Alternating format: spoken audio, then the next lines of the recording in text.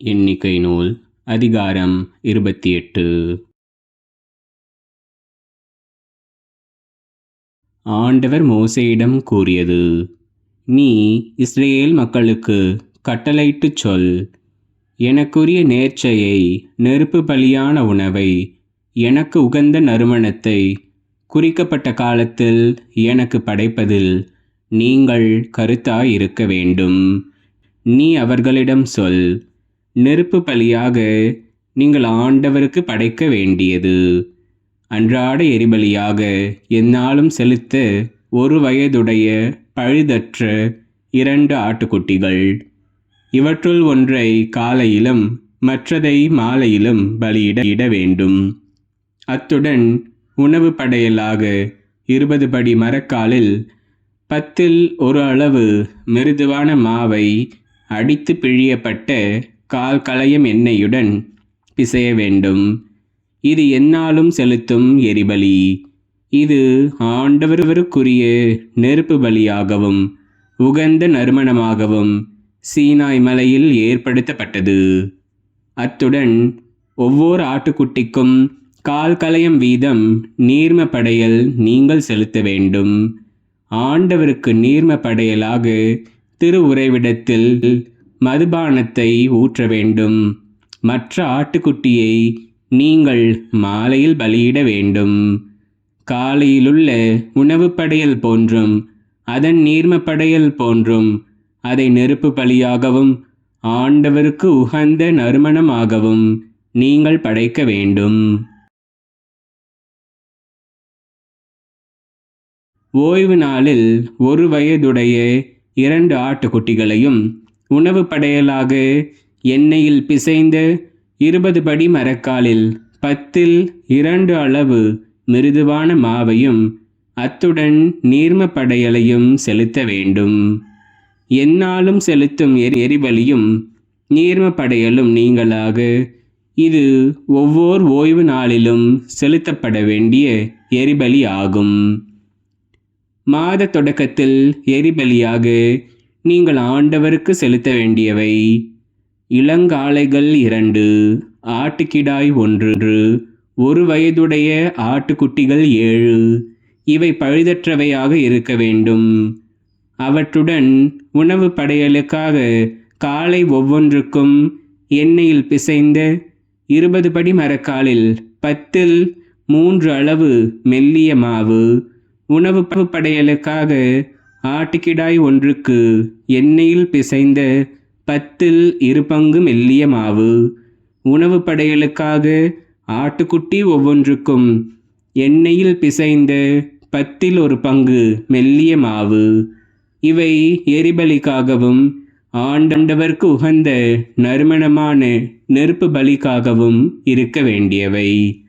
அவற்றின் நீர்ம படையல்களுக்கான திராட்சை ரசம் காளை ஒன்றுக்கு 1/2 கலயம், ஆட்டுக்கிடாய் ஒன்றுக்கு 3ல் 1 கலயம், ஆட்டுக்குட்டி ஒன்றுக்கு 1/4 கலயம் என்ற அளவில் இருக்க வேண்டும். இது ஆண்டில் எல்லா மாதங்களிலும் ஒவ்வொரு மாதத்திற்கும் உரிய எரிபலி.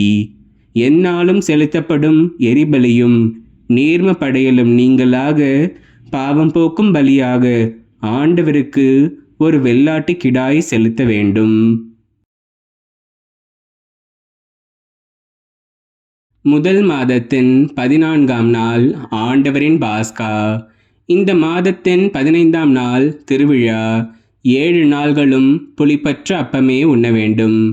முதல் நாளில் திருப்பேரவை கூட்டப்படும். கடின வேலை ஏதும் நீங்கள் செய்யக்கூடாது. ஆனால் நெருப்பு பலி ஒன்றை, எரிபலி ஒன்றை ஆண்டவருக்கு செலுத்த வேண்டும். இதற்கு வேண்டியவை: இளங்காளைகள் 2, ஆட்டுக்கிடாய் 1, 1 வயதுடைய ஆட்டுக்குட்டிகள் 7. இவை பழுதற்றவையாய் இருக்க வேண்டும்.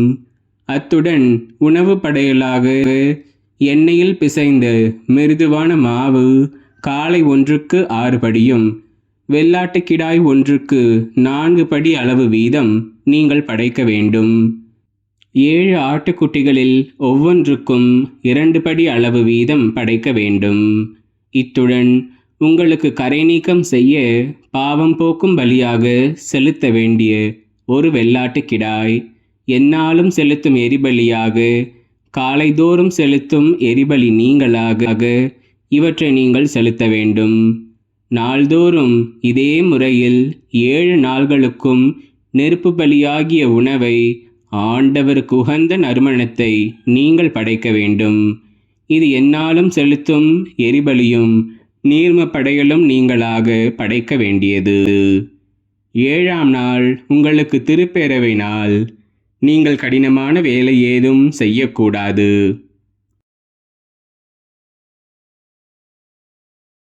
வாரங்களின் விழாவில் முதற் பலன்களின் நாளன்று புது தானியத்திலிருந்து நீங்கள் ஆண்டவருக்கு உணவு படையல் படைக்கும் போதும் உங்களுக்கு திருப்பேரவை இருக்கும். கடினமான வேலை ஏதும் நீங்கள் செய்யக்கூடாது. ஆண்டவருக்கு உகந்த நறுமணமாக எரிபலி ஒன்றை செலுத்துவீர்கள்.